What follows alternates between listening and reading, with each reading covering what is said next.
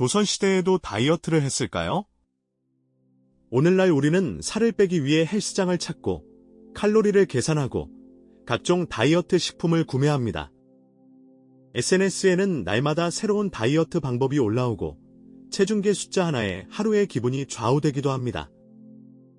그렇다면 수백 년 전 조선 사람들은 어땠을까요? 드라마 속 조선 사람들은 대부분 날씬하거나 혹은 풍채 좋은 모습으로 등장합니다. 하지만 실제 조선시대 기록을 들여다보면 당시 사람들도 체중과 체형에 대한 고민을 가지고 있었고 나름의 방식으로 몸을 관리했다는 사실을 알 수 있습니다.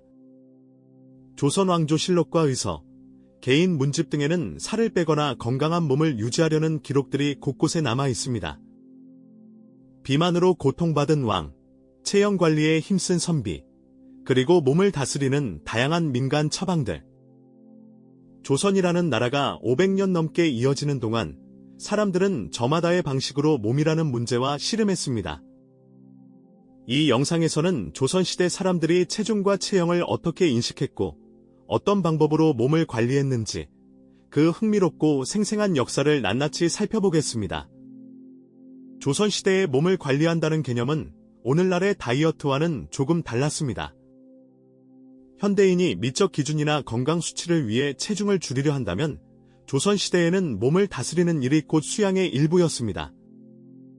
성리학적 세계관에서 몸은 부모로부터 받은 소중한 것이었고 이를 함부로 하거나 방치하는 것은 도리에 어긋난다고 여겼습니다. 동의보감을 비롯한 여러 의서에서는 비만을 단순히 외모의 문제가 아닌 기혈이 막히고 담이 쌓인 상태, 즉 건강이 무너진 신호로 해석했습니다. 허준이 편찬한 동의보감에는 살이 지나치게 찌면 기운이 순환하지 못해 중풍이나 각종 병이 생긴다고 명시되어 있습니다. 조선 전기에 편찬된 의방유치에도 비만과 관련된 처방이 수십 가지 수록되어 있을 만큼 몸무게 문제는 의학적으로도 중요하게 다루어졌습니다. 따라서 몸을 가볍게 유지하는 것은 건강을 지키는 행위이자 수신의 실천으로 받아들여졌습니다. 조선 사람들은 이 문제를 음식 절제, 운동, 약제, 그리고 생활습관이라는 네 가지 측면에서 접근했으며 이 네 가지는 서로 분리된 것이 아니라 하나의 통합된 양생의 원칙으로 여겨졌습니다. 조선시대 체중 관리 방법은 크게 몇 가지로 나눌 수 있습니다. 첫째는 식이 조절입니다. 동의보감과 식료찬요 등의 의서에는 살을 빼는 데 도움이 되는 음식과 피해야 할 음식 목록이 체계적으로 기록되어 있습니다. 기름진 육류, 단 음식, 술은 담을 만들어 몸을 무겁게 한다고 하여 절제를 권했습니다. 반면 율무, 녹두, 미나리, 다시마, 보리 등은 몸의 습기를 빼고 기운을 순환시키는 데 좋다고 하였습니다. 오늘날 다이어트 식품으로 각광받는 율무차가 조선시대에 이미 처방전에 올라 있었다는 사실이 흥미롭습니다. 둘째는 약제 처방입니다. 비만 치료를 위한 탕약과 환약이 존재했으며 방풍통성산이라는 처방은 비만과 변비를 함께 다스리는 약으로 지금도 그 이름이 한의원에서 쓰이고 있습니다. 셋째는 신체 활동으로 말타기, 활쏘기, 걷기 등이 건강 유지의 수단으로 장려되었습니다. 특히 양반 사대부에게 활쏘기는 단순한 무예가 아니라 심신을 단련하는 수양의 방법으로 여겨졌습니다. 넷째는 수면과 호흡을 포함한 전반적인 생활 습관의 조율이었습니다. 일찍 자고 일찍 일어나며 과로하지 않고 감정을 절제하는 것이 몸을 건강하게 유지하는 기본이라고 가르쳤습니다. 조선 역사상 가장 유명한 비만 사례는 바로 태종의 아들이자 세종대왕입니다. 훈민정음을 창제하고 수많은 업적을 남긴 성군으로 알려진 세종은 실록의 기록에 따르면 심각한 비만과 당뇨, 안질 등 여러 질환을 평생 안고 살았습니다. 세종실록에는 임금이 몸이 너무 무거워 계단을 오르기 힘들다거나 걷는 것조차 불편하다는 기록이 여러 차례 등장합니다. 신하들은 세종에게 운동을 권유했고 세종 스스로도 건강 회복을 위해 온천 요양을 여러 번 떠났습니다. 세종이 자주 찾은 곳은 지금의 충청남도 온양 온천으로 실록에는 어가가 온양으로 향한 기록이 수차례 남아 있습니다. 의원들은 세종의 비만이 지나친 독서와 업무, 운동 부족, 그리고 육류를 즐기는 식습관에서 비롯되었다고 진단했습니다. 세종은 고기를 매우 좋아하여 신하들이 채소를 더 드실 것을 간언했다는 기록도 실록에 남아 있습니다. 흥미로운 점은 세종이 건강을 이유로 사냥을 권유받기도 했다는 것입니다. 신하들은 사냥이 활동량을 늘리고 기운을 북돋는 데 좋다고 주청했지만 세종은 짐승을 죽이는 것이 내키지 않는다며 사냥을 즐기지 않았습니다. 조선 최고의 성군도 몸무게와의 싸움에서는 쉽지 않은 시간을 보낸 것입니다. 세종의 건강 문제는 치세 후반으로 갈수록 더욱 심각해졌습니다. 눈이 거의 보이지 않을 만큼 안질이 악화되었고 소갈증이라 불리던 당뇨 증세도 깊어졌습니다. 현대의학의 관점에서 보면 비만으로 인한 합병증이 진행된 것으로 해석됩니다. 세종은 스스로도 이 문제를 인식하고 식사량을 줄이거나 특정 음식을 삼가려 했지만 신하들은 오히려 임금의 건강을 걱정하여 보양식을 올리는 아이러니한 상황이 반복되었습니다. 당시 왕에게 음식을 충분히 드시도록 권하는 것은 신하의 도리였고 왕이 식사를 적게 하면 신하들이 걱정하며 더 권하는 문화가 있었기 때문입니다. 세종은 말년에 경회로 연못 주변을 걷는 방식으로 운동을 시도했다는 기록도 있습니다. 궁궐 안에서 산책로를 정해놓고 매일 일정 거리를 걸으려 했던 것입니다. 그러나 무릎과 발에 통증이 심해지면서 그마저도 쉽지 않았습니다. 세종의 사례는 조선시대 비만이 단순한 개인 문제가 아니라 사회적 지위와 궁중 문화, 의례와 복잡하게 얽혀 있었음을 보여줍니다. 왕은 자신의 식욕을 마음대로 제한할 수조차 없는 위치에 있었던 것입니다. 세종은 54세 나이로 승하했는데 후대 역사가들은 그의 이른 죽음에 비만과 당뇨가 결정적 영향을 미쳤다고 분석합니다. 왕실과는 다른 환경에 놓인 선비들의 몸 관리법도 흥미롭습니다. 조선 중기의 문신이 흔히 율곡이라 불리는 그는 몸을 다스리는 일을 학문 수양의 연장선으로 여겼습니다. 율곡이 저술한 경몽요결에는 규칙적인 생활, 절제 있는 식사, 과음과 과식을 경계할 것을 강조하는 내용이 담겨 있습니다. 선비들 사이에서는 소식, 즉 적게 먹는 것이 몸과 마음을 맑게 한다는 믿음이 있었습니다. 도교적 양생법의 영향을 받은 일부 선비들은 벽곡이라 하여 곡식을 끊고 소리피나 잣, 복령 같은 약재로 연명하는 극단적인 방법을 시도하기도 했습니다. 이는 신선처럼 몸을 가볍게 만들고자 하는 열망에서 비롯된 것이었습니다. 실학자 이익은 성호사설에서 과식이 병의 근원이라 주장하며 하루 2끼를 소량 먹는 것이 장수의 비결이라고 기록했습니다. 이익 자신도 이 원칙을 실천하며 여든이 넘도록 건강하게 살았다고 전해집니다. 또한 다산 정약용은 유배지 강진에서 제자들에게 몸을 관리하는 법을 가르치면서 절제 있는 식사와 새벽 산책을 건강의 기본으로 강조했습니다. 선비들의 다이어트는 단순히 살을 빼는 것이 아니라 군자로서 절제된 삶을 살겠다는 의지의 표현이었습니다. 조선 중기 문신 허묵은 90살을 넘긴 장수로 유명합니다. 그가 오래 살 수 있었던 비결 중 하나로 기록에 남은 것이 바로 절제 있는 식생활과 꾸준한 걷기였습니다.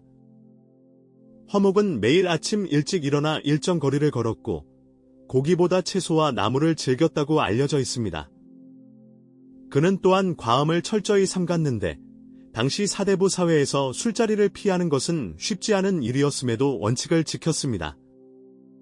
반면 같은 시대 남인의 영수였던 윤선도는 유배지에서 오히려 건강이 좋아졌다는 기록이 있습니다.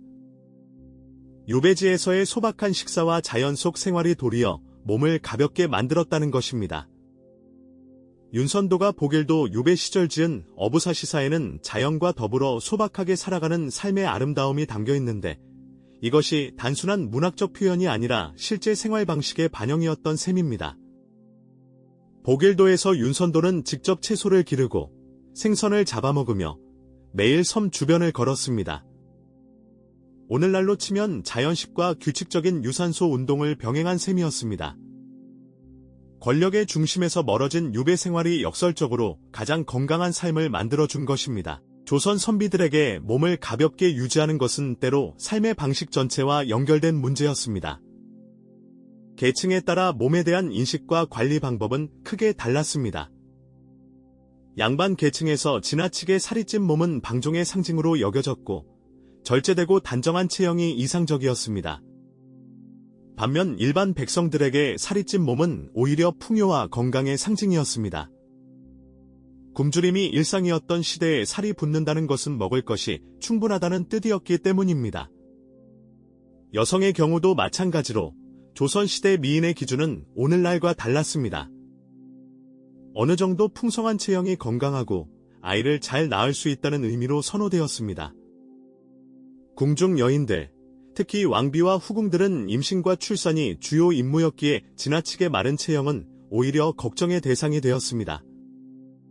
왕실 의녀들은 왕비의 건강 상태를 정기적으로 점검했으며 너무 마르거나 너무 살이 찌지 않도록 식단을 조율하는 역할도 담당했습니다.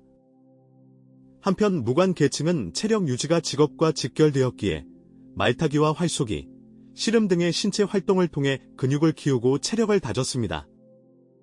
비만한 무관은 능력을 의심받기도 했고 무과 시험에서도 일정 수준의 체력이 요구되었습니다.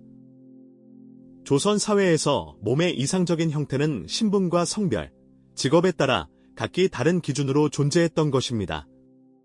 조선시대의 몸관리 문화는 의학과 문화 전반에 걸쳐 다양한 유산을 남겼습니다. 동의보감에 기록된 비만 관련 처방과 식이 지침은 오늘날 한의학 치료의 원형이 되었고 방풍통성산을 비롯한 여러 처방은 현재도 비만 치료에 활용되고 있습니다. 조선 후기 실학자들이 강조한 소식과 규칙적인 생활의 중요성은 현대 영양학의 기본 원칙과 맞닿아 있습니다.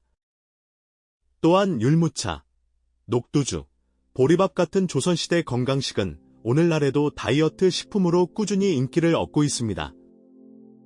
온천 요양 문화도 세종을 비롯한 왕들이 즐겨 찾으면서 발달했고 지금도 온양, 수안보 등 조선시대 왕실 온천이었던 지역들이 관광지로 이어지고 있습니다. 조선시대에는 또한 계절에 따라 몸을 다스리는 방법이 달랐습니다.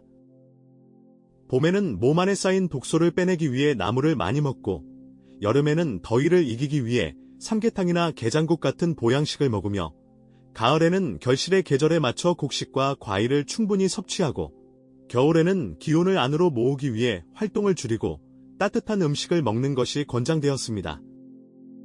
이러한 계절별 식이 원칙은 현대의 계절 식단 개념과 놀랍도록 유사합니다. 몸을 다스리는 것이 곧 마음을 다스리는 것이라는 조선의 철학은 몸과 마음의 연결을 강조하는 현대 웰니스 문화와 깊이 닿아 있습니다.